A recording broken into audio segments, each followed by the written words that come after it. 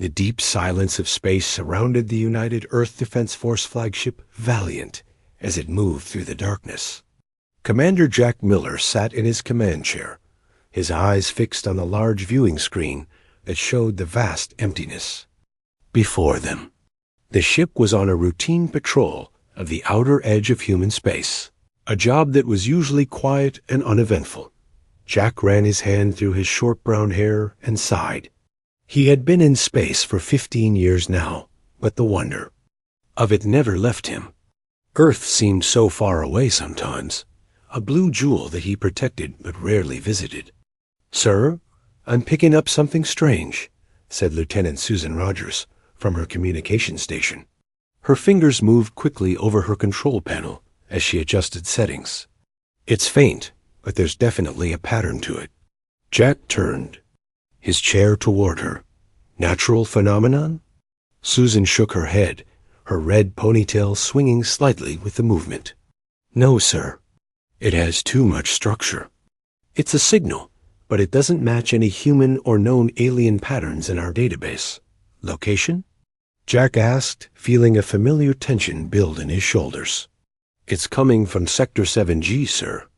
"Unexplored space," replied Navigation Officer Ben Wright. His dark skin contrasted with the blue light from his console as he pulled up a map on the main screen. Jack studied the map. Sector 7G was well beyond the normal patrol route. Protocol said they should report the signal and continue their assigned path. But something about this didn't feel right to Jack. 15 years of instinct told him this was important. "Plot a course to the signal source, Lieutenant Wright," Jack ordered. "Lieutenant Rogers, keep monitoring that signal.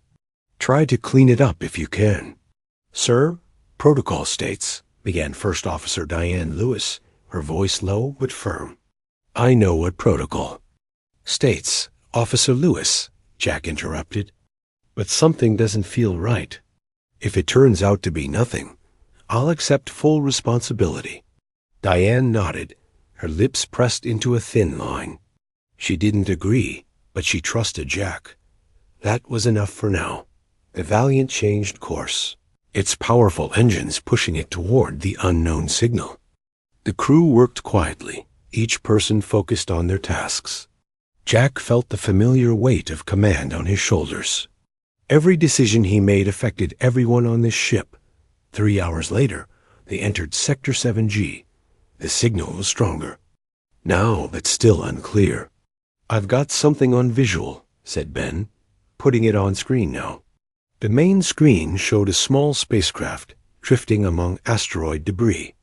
It was unlike any ship Jack had ever seen, with curved lines and a shimmering surface that seemed to change color as they watched. "Life signs?"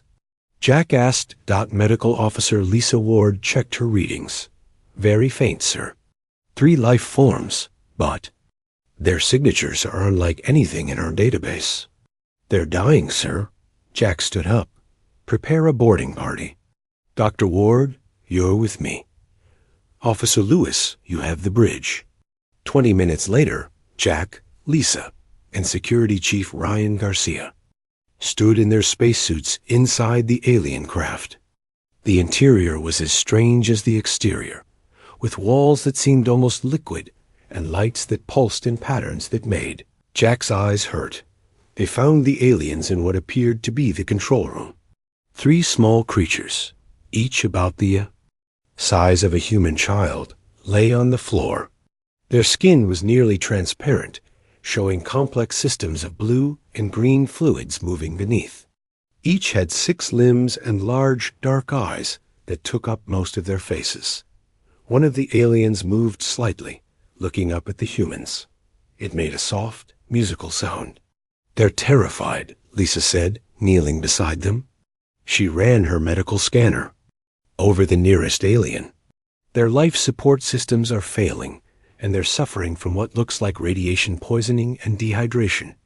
Can you help them?" Jack asked. Lisa nodded slowly. "I think so. Their biology is different, but there are enough similarities. I'll need to get them to the medical bay right away." Jack nodded to Ryan, who called for a medical transport. Within minutes, the aliens were carefully moved to the Valiant's medical bay. For 6 hours, Lisa worked to save the aliens. Jack waited. Outside the medical bay, turning down Diane's suggestions that he rest. Finally, Lisa emerged, looking tired but satisfied. "They're stable," she said. "Their bodies are fragile compared to ours, but they're responding well to treatment. Can we communicate with them?" Jack asked. "The translation software is working on their language, but it's going to take time," Susan said, joining them. "They've been trying to communicate through gestures and drawings." Jack entered the medical bay. The aliens were resting on specially adjusted beds. Their large eyes watched him carefully as he approached. The smallest alien made a series of musical notes and gestured with its upper limbs. It pointed to itself, and then to a drawing on a tablet beside the bed. The drawing showed a planet with multiple moons. "I think it's trying to tell us where they're from," Susan said. The alien then drew another image, larger ships surrounding the planet, then explosions. The alien's hands trembled as it drew. "They're refugees," Jack said quietly. "Their world was attacked." The alien nodded vigorously, understanding Jack's words, if not the language. It drew another image, fearsome-looking beings with sharp features and armored bodies. "Who did this to you?" Jack asked, pointing to the drawing. The alien made a harsh sound, different from its normal musical tones. It wrote strange symbols below the drawing. "The translation software is picking up something," Susan said, checking her device. "It says ... Vorax. I think that's what they call the attackers." The alien then pointed to a different drawing, one showing their small ship, sending out signal waves in all directions. Then it pointed to the humans and made a soft, grateful sound. "They sent out distress calls," Jack said. "We were the only ones who answered." The alien nodded again, then drew a final image, a human figure standing tall, with a protective stance in front of smaller alien figures. "Why us?" Jack wondered aloud. Why would they call for humans specifically? The alien's next drawing showed a figure of a human lifting something heavy, standing on a planet with harsh-looking features, storms, mountains, and dangerous animals. Susan's translation device beeped. "Sir, I'm getting a partial translation." "Of what they're saying?" "The word is Deathworlder. They're calling us Deathworlders." Jack frowned. "Deathworlders? What does that mean?" The alien made more musical sounds, and the translator worked to keep up. Susan's eyes widened as she read the translation. "Sir, they're saying that humans are famous, or maybe infamous, for evolving on a high-gravity, high-radiation planet that would kill most other sentient species. They call Earth a death world, and us Deathworlders. They're saying most species fear us because of our physical strength and resilience." Jack looked at the fragile aliens, understanding dawning on him. To these beings, humans must seem like giants, dangerous, and powerful. And they called for us specifically because of this? Because we single quotes Worlders? The alien made an affirmative gesture, then pointed again to the drawing of the Vorax attackers, making a frightened sound. "They reached out to us because they thought only Deathworlders would be strong enough to help them," Lisa said quietly. "They were afraid, but they were more afraid of the Vorax." Jack looked at the grateful aliens, then back at his crew. The weight of what had just happened settled on his shoulders. By answering a simple distress call, humanity had just been pulled into something much bigger than a rescue mission. "Send a message to Earth Command," he told Susan. "Tell them we've made first contact with a species in need of protection, and we've got a lot to talk about when we get back." The smallest alien reached out with a delicate six-fingered hand and gently touched Jack's arm, making a soft, musical sound that needed no translation. It was the universal sound of gratitude. Jack nodded to the alien. "You're welcome," he said softly. and don't worry. You're safe now." But as he looked at the drawings of the Vorax attackers, Jack wondered if that promise was one he could keep. The Valiant docked at Earth Command Headquarters 3 days later. The massive space station orbited Earth like a protective guardian, its many sections glowing with light against the darkness of space. Commander Jack Miller stood beside the 3 Neridian aliens as they looked out the viewport at the blue planet below. "That is your world?" asked the tallest Neridian. Its name was Zephyr, or at least that was the closest human pronunciation. The translation devices now worked well. Enough for basic conversation. "Yes, that's Earth," Jack said. He still found it strange to hear the musical tones of the Neridian language transformed into English by the small device on his collar. "So much water," said Zephyr. "So much gravity. It looks ... heavy." Jack smiled slightly. "To us, it's just home." Admiral Nancy Bell was waiting for them in the main conference room. She was a tall woman with gray hair pulled back in a tight bun and eyes that missed nothing. She nodded to Jack and then looked at the 3 small aliens with careful interest. "Welcome to Earth Command," she said. "I'm Admiral Bell." The Neridians made a gesture with their middle limbs that Jack had learned was a sign of respect. "We thank you for saving us," said Zephyr. "We had almost lost hope when your ship found us." "Commander Miller made the right call," Admiral Bell said. "Now, I understand you have information about a hostile species called the Vorax."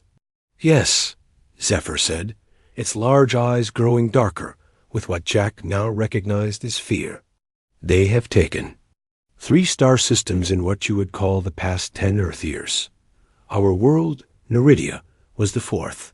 Few of us escaped." Intelligence Officer Alan Grant entered the room, carrying a data tablet. He was a serious young man with keen eyes and quick movements.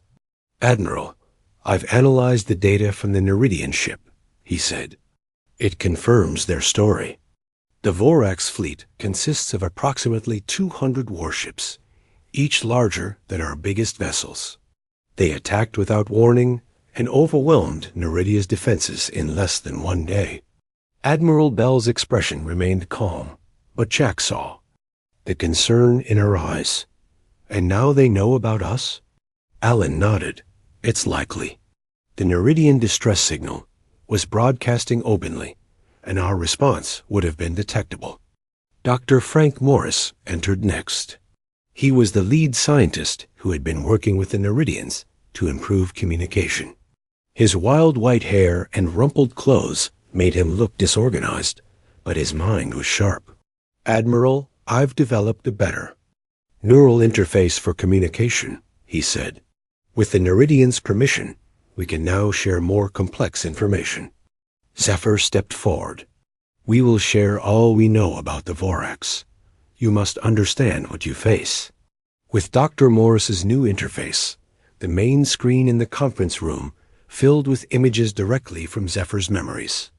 The humans watched in silence as scenes of the Vorax attack played out. The Vorax ships were massive, with sharp angles and glowing red weapons. The Vorax themselves were tall, muscular beings with 4 arms and tough, leathery skin. They moved with powerful purpose as they rounded up Neridian survivors. "The Vorax believe they are the apex species of the galaxy," Zephyr explained. "They see all other life forms as either resources to be used or threats to be eliminated." "Why did you call for humans specifically?" Admiral Bell asked. "Your distress signal contained markers that would attract our attention." The 3 Neridians looked at each other before Zephyr answered. "In the galactic community, humans are feared," it said carefully. "You evolved on what we call a death world, a planet with high gravity, high radiation, extreme temperature variations, and aggressive life forms. Most species in our part of the galaxy evolved in much gentler environments. You're saying other aliens think we're dangerous?" Jack asked. "Yes," said Zephyr. Your bodies are denser, your muscles stronger, your endurance greater than most species. Your minds develop to deal with constant threats. Many species have avoided contact with Earth out of fear. Officer Peter Klein burst into the room, his young face flushed with urgency. Admiral, we've detected multiple unknown objects approaching the edge of our solar system. They match the Neridian descriptions of Vorax ships. The room fell silent. Satellite operator Kate Johnson followed Peter into the room, her dark skin pale with worry. Confirmed, Admiral, she said. Long-range scans show 20 Vorax vessels approaching. They'll reach our outer defense line in 3 days. Admiral Bell stood straight, her voice firm. It seems we don't have the luxury of time for further discussion.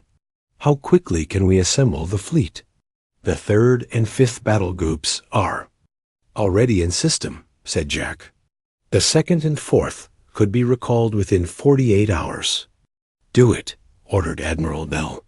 And contact all Earth colonies and outposts. We need every ship we can muster. As the room erupted with activity, Zephyr approached Jack. The small alien looked up at him with those large, dark eyes. We have brought war to your doorstep, it said quietly. We are sorry. Jack shook his head. The Vorax would have found us eventually. Better we face them now, on our terms. In the days that followed, Earth prepared for war. Vice Admiral Scott Williams arrived with the 2nd Battle Group, his flagship Intrepid taking position near Mars. He was a broad-shouldered man with a stern face that rarely smiled. 20 ships, he said during the strategy meeting. We can handle 20. These aren't like any enemy we faced before, Jack warned. Their technology is more advanced than ours. But they've never faced humans before, Scott replied. That gives us an advantage. Through the neural interface, the Neridians shared everything they knew about Vorax weapons, shields, and tactics. Engineer Olivia Davis worked with alien scientists to find weaknesses in Vorax systems. She was small and quiet, but her mind was brilliant, seeing patterns others missed. Their shields are strongest at the front, she explained, pointing to a holographic model.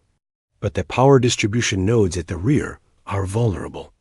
A concentrated attack there could disable a Vorax ship without destroying it. The Neridians were surprised by human military thinking. Your strategies are unexpected, Zephyr said after one planning session. Our species developed technology to compensate for our physical limitations. You developed technology to enhance your already formidable capabilities.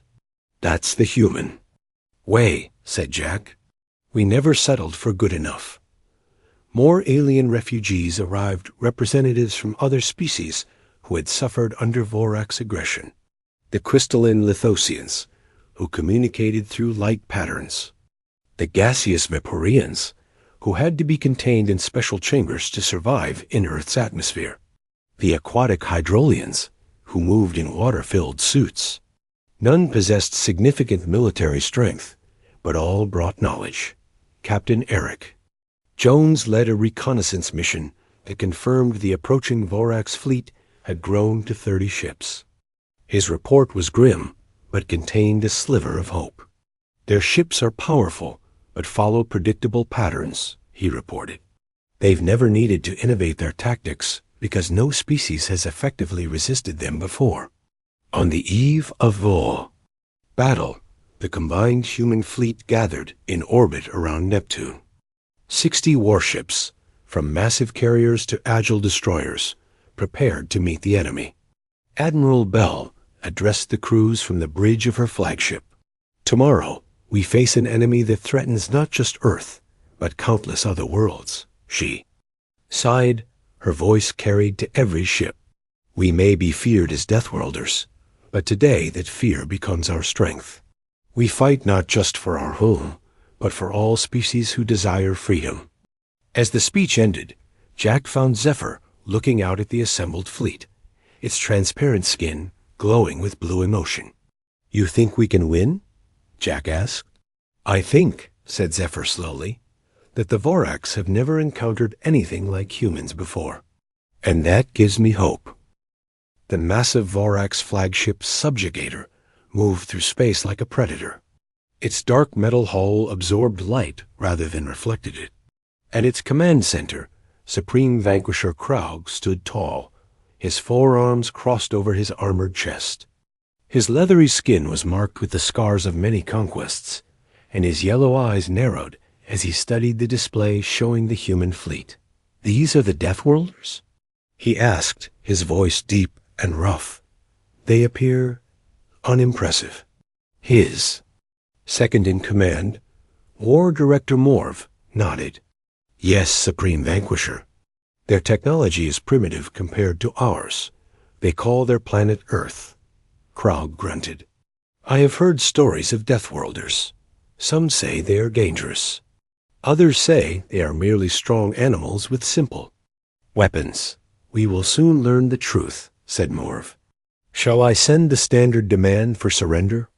Kraug showed his sharp teeth in what passed for a smile among the Vorax. "Yes, let us see if these humans are wise enough to submit without resistance." On the bridge of Admiral Bell's flagship Defender, tension filled the air. The crew worked at their stations with quiet efficiency, preparing for the battle ahead. Jack Miller stood beside Admiral Bell as they watched the main screen. "They've stopped just beyond Neptune's orbit," said Kate Johnson from her sensor station. "Their formation is... It's almost like they're putting on a show." "They want to intimidate us," Admiral Bell said. "Standard Conqueror tactics." The communications officer spoke up. "Admiral, we're receiving a transmission from the Vorax fleet. Video and audio." "Put it on screen," Admiral Bell ordered.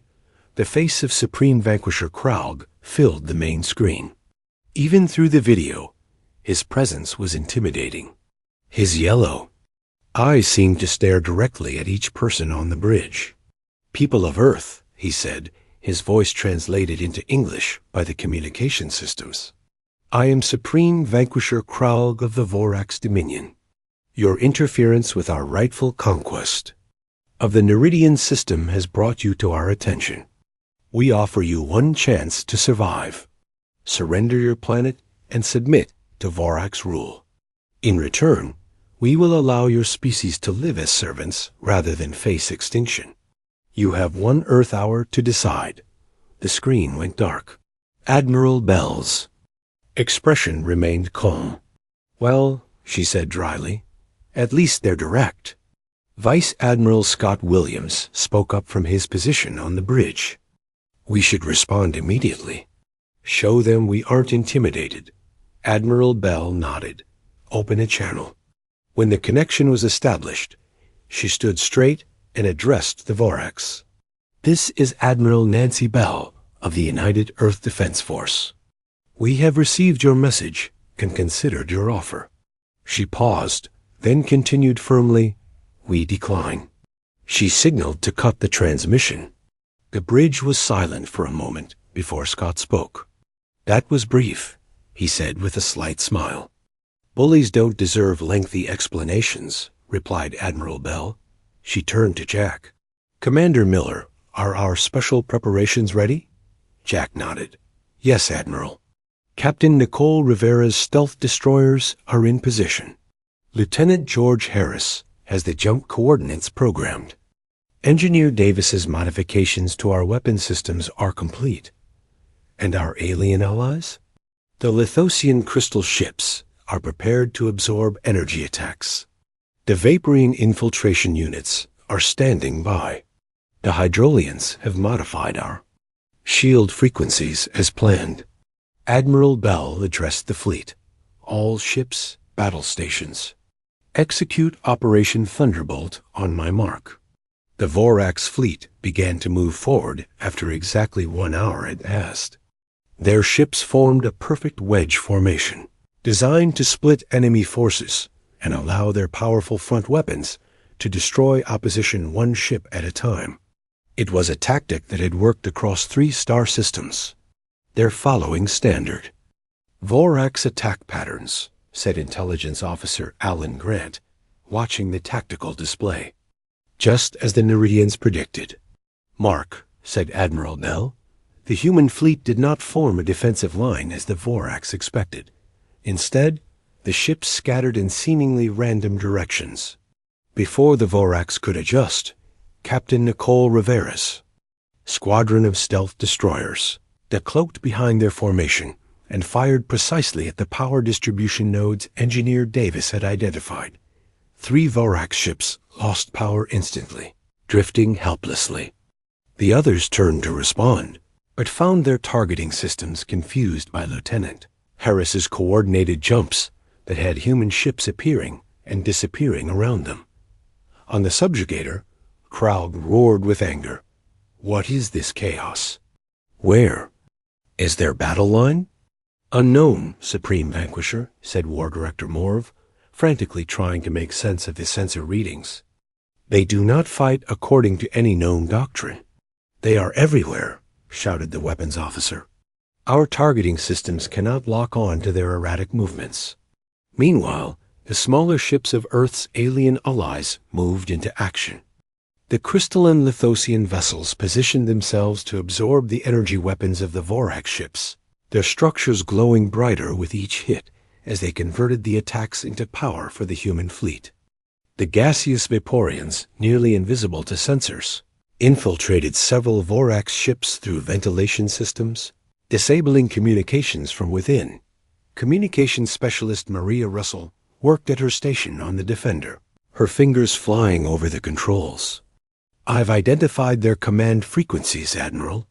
Implementing disruption now. Across the Vorax fleet, orders became garbled, adding to the confusion.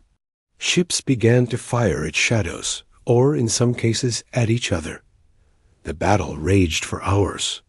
Human ships took damage, some heavily, but the Vorax found themselves unable to land decisive blows against the unpredictable Earth fleet. For the first time in their long history of conquest, the Vorax faced an enemy they could not easily overwhelm.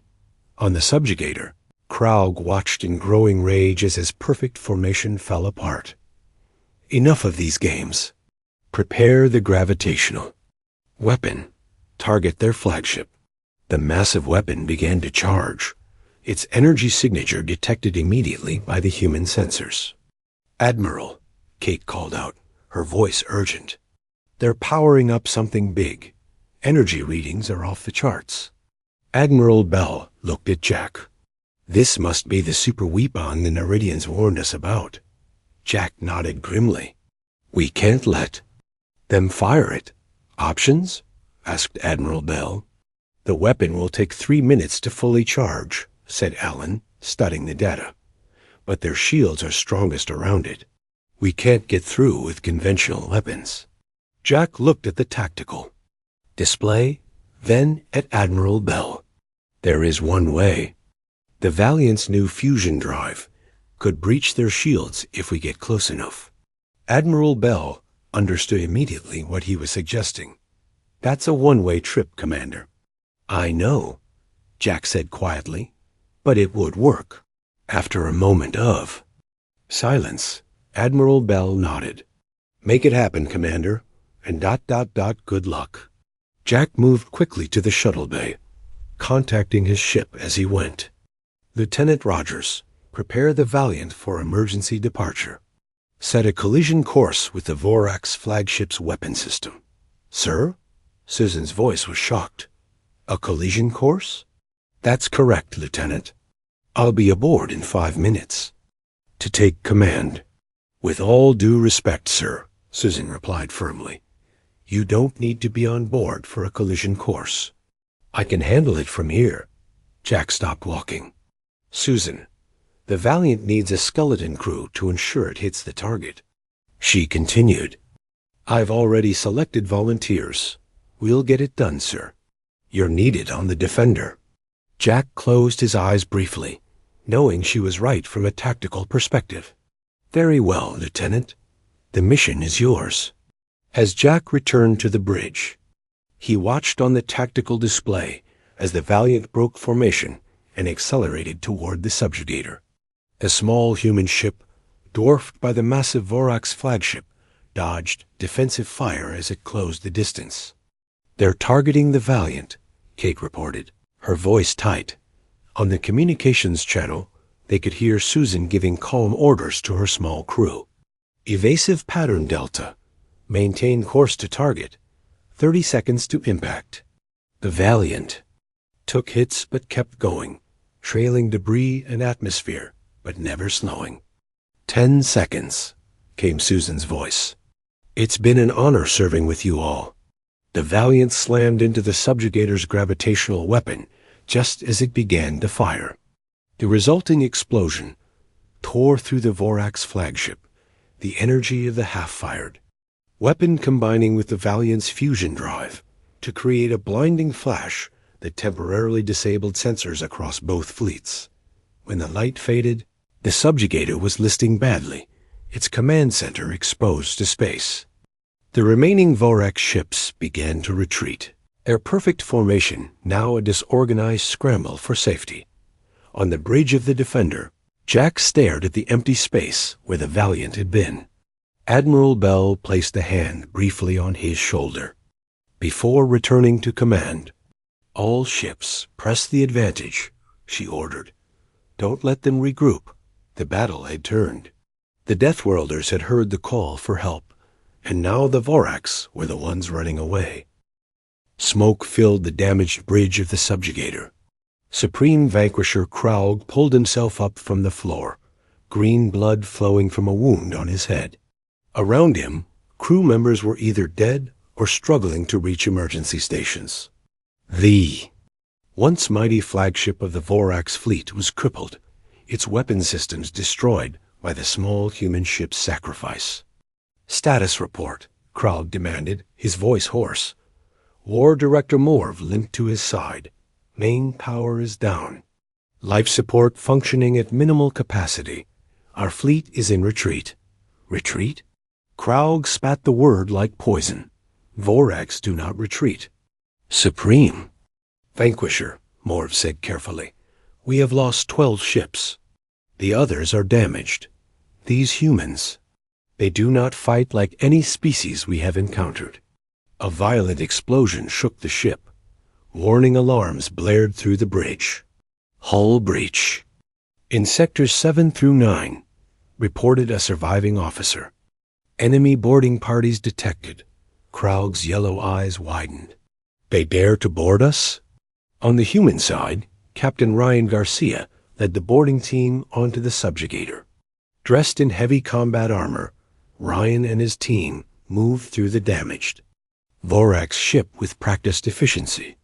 Each member carried weapons designed to penetrate Vorax armor, developed based on the Neridian's knowledge. "Remember, we need prisoners for information," Ryan told his team through their helmet communicators. "But don't take unnecessary risks. The Vorax are still dangerous, especially when cornered." They encountered resistance almost immediately. A group of Vorax soldiers fired energy weapons from behind a barricade. The human team took cover, returning fire with precision. The Vorax were physically stronger than humans, but Ryan's team had trained for this moment. They used the ship's damaged interior to their advantage, flanking the Vorax position from multiple angles. "These Deathworlders fight like demons," one Vorax soldier said to another as they retreated to a more defensible position. Meanwhile, aboard the Defender, Admiral Bell assessed the battle situation. Most of the Vorax fleet was in full retreat, with only the crippled subjugator and a few damaged escort ships remaining in the battle zone. "Send the order to all ships," Admiral Bell commanded. "Pursue the retreating Vorax vessels, but do not follow beyond the Kuiper Belt. We don't want to overextend."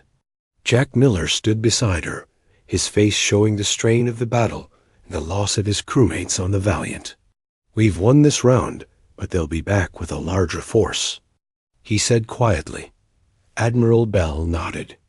"I know, but we've bought ourselves time and valuable intelligence." She turned to the communications officer. "Any word from Captain Garcia's boarding team?" They've secured the main engineering section of the subjugator and are moving toward the bridge, came the reply. On the subjugator, Ryan's team fought their way closer to the bridge. The Vorax defenders became more desperate the further the humans advanced. They're protecting something important, Ryan told his team as they prepared to breach the final door to the bridge. Be ready for anything. When they burst onto the bridge, they found Supreme Vanquisher Kraug waiting for them. The Vorax leader stood tall, his 4 arms each holding a weapon. Around him, the few surviving bridge crew stood ready to fight to the death. So, Kraug said, his translated voice coming through the humans' helmets. The Deathworlders come face to face with their betters at last. Ryan kept his weapon trained on Kraug. Supreme Vanquisher Kraug, your fleet is defeated. Your ship is crippled. Surrender now, and your crew will be treated according to galactic conventions of war. Kraug laughed, a harsh sound like grinding metal. Surrender? The Vorax do not surrender. We conquer, or we die. It doesn't have to end with more deaths, Ryan said, taking a careful step forward. This war is over. This battle is over, Kraug corrected. The war has just begun. With shocking speed, he raised one of his weapons and fired, not at Ryan, but at a damaged control panel on the wall. The ship shuddered as emergency systems activated. Warning lights flashed across the bridge. Self-destruct sequence initiated, announced the ship's computer in the Vorax language, which translated through to the human helmets. Detonation in 2 minutes. Ryan didn't hesitate. All teams evacuate. Immediately, the ship is set to self-destruct. As his team began to retreat, Kraug lunged forward with incredible speed, grabbing Ryan with 2 of his arms, while the other 2 kept weapons trained on the remaining humans. Not so fast, Deathworlder. I will have answers before we die. How did you defeat my fleet? What weakness did you exploit? Despite the Vorax's superior strength, Ryan's combat training kicked in. He twisted in Kraug's grip, using the alien's own momentum against him. It was a basic human martial arts move, but one the Vorax had never encountered. Kraug stumbled, surprised by the technique. Ryan broke free and rejoined his team. We didn't exploit any weakness, he said as they backed toward the exit. We just fought like humans. The team escaped the bridge, sealing doors behind them as they raced back to their shuttle. Throughout the massive Vorax flagship, other human boarding teams were also evacuating, bringing with them captured data cores and a few Vorax prisoners who had chosen surrender over death. From the Defender, Jack watched anxiously as the evacuation proceeded. 90 seconds until detonation, he said, his eyes fixed on the countdown timer. Are all teams clear? Still waiting on Team Alpha, Kate replied from her station. Captain Garcia's team is the last one. The seconds ticked by with agonizing slowness. Finally, a signal came through. Team Alpha is clear. Shuttle departing subjugator now. 30 seconds later, the subjugator exploded in a massive fireball. The shockwave damaged the few remaining Vorax ships nearby, leaving them drifting and powerless. The human fleet moved in to capture these vessels. In the aftermath, Admiral Bell called a meeting of all fleet commanders and their alien allies. The mood was a mix of victory and somber reflection on the losses they had sustained. Today, we won a significant battle, Admiral Bell said, addressing the gathered leaders. But this war is far from over. The Vorax will return with a larger force. We need to prepare. Vice Admiral Scott nodded. We should push our advantage. Take the fight to them before they can regroup. Engineer Olivia Davis spoke up. With the data we captured from their ships, I can improve our weapons and shields. The Vorax technology is advanced, but not unbeatable. Zephyr, representing the Neridians, stepped forward. My people will share all our knowledge to help you prepare. and we will spread word to other species who have suffered under the Vorax. You may find more allies coming to your aid." Jack Miller had been quiet throughout the meeting, but now he looked up. "We also need to honor those we lost today. The crew of the Valiant gave their lives to save all of us." Admiral Bell nodded. "Yes, and we will ensure their sacrifice wasn't in vain." Lieutenant Rogers and her crew showed the galaxy what humans are capable of when protecting others. As the meeting concluded, Jack approached Zephyr. The small alien looked up at him with those large, expressive eyes. "Your people fought with great courage," Zephyr said. "The stories were true. Deathworlders are formidable." Jack shook his head slightly. "It wasn't just our physical strength that won today. It was our unpredictability, our adaptability, and it was the alliance we formed with your people and the others." Zephyr made a musical sound that Jack had come to recognize as agreement. Perhaps that is the greatest strength of all the ability, to work together despite our differences. As they looked out at the stars through the viewport, Jack thought about the crew of the Valiant and the battles that still lay ahead. The Vorax had underestimated humanity, seeing only Deathworlders with primitive technology. They hadn't understood that humans' greatest weapon wasn't their physical strength, but their refusal to accept defeat. "The Vorax will come back," Zephyr said quietly. "Yes," Jack agreed, "and we'll be ready for them." 3 months after the battle at Neptune, Earth had changed. The once isolated human world was now the center of a growing alliance of species united against the Vorax threat. Ships of various designs orbited the planet, some so strange that they barely seemed like spacecraft at all. On a clear autumn day, Jack Miller stood in Arlington National Cemetery among thousands of people. Before them were new monuments, one large central memorial, and hundreds of smaller markers. Each represented a crew member lost during what was now called the Battle of Neptune. The largest monument was dedicated to the crew of the Valiant, Susan. Roger's name was at the top, followed by the 26 volunteers who had joined her on the final mission. Jack touched the cold stone, tracing Susan's name with his finger. "She would be proud of what we've accomplished," said a voice beside him.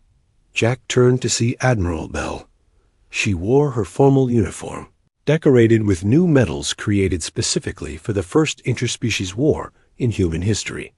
"Yes, she would," Jack agreed, though she'd probably say we're making too much fuss.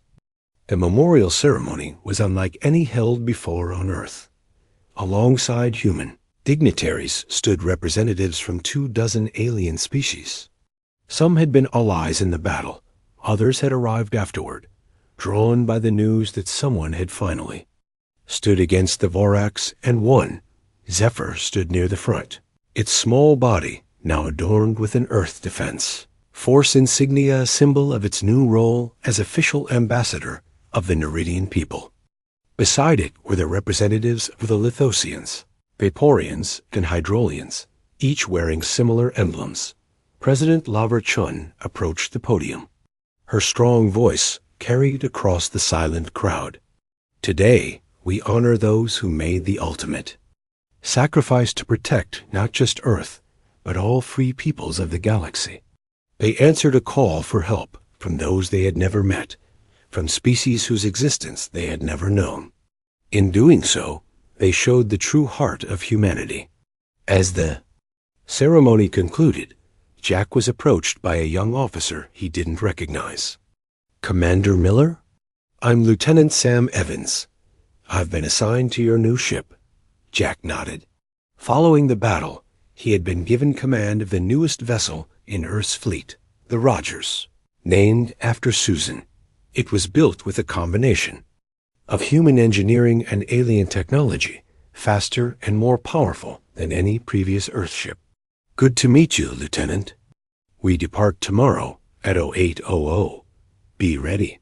The next morning, Jack stood on the bridge of the Rogers. Around him, his new crew worked at their stations, a mix of humans and aliens. The Neridian scientist Lyra monitored environmental systems. The Lithosian. Tactical Officer Crystal glowed with blue light as she checked weapons status. Human officers worked alongside them, the once strange cooperation now becoming routine. "All systems ready, Commander," reported First Officer Emily Green. She was young, but had fought bravely during the Battle of Neptune. "Thank you, Officer Green. Begin departure sequence." The Rogers left Earth orbit smoothly, joining a fleet of 30 ships bound for the edge of human space. Intelligence reports indicated Vorax forces were regrouping for another attack. This time, humanity would not wait for them to arrive. Across the galaxy, the news of the Vorax defeat spread. On distant worlds, species that had lived in fear now looked to the stars with hope. Some sent ships to join the growing alliance. Others shared technology or resources. A few brave individuals volunteered to serve on human vessels, eager to learn from the Deathworlders who had done the impossible. In a secret facility on Mars, Dr. Lisa Ward worked with alien medical experts to develop new treatments that combined knowledge from multiple species. The techniques she had first used to save the Neridian refugees were now being expanded into a comprehensive medical exchange program. "The cellular regeneration rate is remarkable," Lisa said, examining results from her latest experiment. "By combining hydrolian enzyme therapy with human stem cell techniques, we can heal injuries that would have been fatal just months ago." Her colleague, a Vaporian medical specialist named Mist, formed patterns in its gaseous body that expressed agreement. "Your human physiology, once so frightening to us, now provides the foundation for medical breakthroughs that will benefit all our peoples." On the outer colony of Europa, engineer Olivia Davis supervised the construction of new defense systems based on captured Vorax technology. The ice-covered moon had been transformed into a fortress that would serve as the first line of defense if the Vorax returned to the solar system. "Increase power to the shield emitters by 15%, Olivia instructed her team. The Lithosian. Crystals can handle the extra load. A Lithosian engineer named Facet glimmered with approval. "Your understanding of our technology has grown impressively. Few species have ever integrated Lithosian crystals so efficiently into their systems." Olivia smiled. "That's the human way. We adapt." On a space station orbiting Jupiter, Peter Klein had established a galactic early warning system. Using communication technology from a dozen different species, the network could detect Vorax ship movements across vast distances, giving the Alliance precious time to prepare for any future attacks. "We've got confirmed signals from the Andromeda sector," Peter told his mixed species team. "The Vorax fleet is still there, but they're moving slowly. Looks like they're still repairing the damage from Neptune." His hydrolian assistant bubbled the water in its suit, their species equivalent of a relieved sigh. "They fear to move against us now. They know the Deathworlders are watching." Aboard the Rogers, Jack sat in his ready room reviewing mission updates. The door chimed, and Zephyr entered. "Commander, we have received new information from our scout ships," the Neridian said. "The Vorax are gathering allies of their own species that profit from their conquests or fear their wrath." Jack nodded. "We expected that. Are the coordinates for their main fleet still accurate?" "Yes. They remain in the Andromeda sector, building their forces. Our estimates suggest they will be ready to move against us in approximately 3 Earth months." Jack stood and walked to the viewport, looking out at the stars. "Then we have 3 months to strengthen our alliance and prepare our defenses." Zephyr made a musical sound of agreement. "Many worlds that once feared humans now look to you with hope. The stories of Earthships answering distress calls have spread far beyond your star system." "We're just doing what humans have always done," Jack said. "Standing up for those who can't stand up for themselves." "Perhaps that is why you evolved on a death world," Zephyr suggested. "To become strong enough to protect others who could not survive such harsh conditions. 1 year after the Battle of Neptune, a memorial service was held on the rebuilt Neridian homeworld. Representatives from 50 species gathered to honor those who had fallen in what was now called the Liberation War. The Vorax threat had been pushed back. Their once mighty empire now fragmented after a series of defeats at the hands of the Alliance. Susan Rogers had become a legend across the galaxy, the human officer who had sacrificed herself to save not just Earth, but countless other worlds. Songs were sung about her in languages humans could not pronounce. Statues of her stood on planets she had never known existed. As Jack listened to the memorial speeches, he thought about how much had changed. Humans had gone from an isolated species to the foundation of a galactic alliance. The term Deathworlder, once whispered in fear, was now spoken with respect and gratitude. After the ceremony, Jack stood with Zephyr, looking up at the night sky where Alliance ships of many designs patrolled. The Neridians called for help, Jack said quietly. And in answering that call, humanity found its place in the galaxy. Zephyr nodded. And now, when others cry out for help, Deathworlder warships are often the first to respond. Above them, a new ship, fresh from Earth's shipyards, streaked across the sky on its maiden voyage. On its hull, written in multiple languages, was its name, First Response.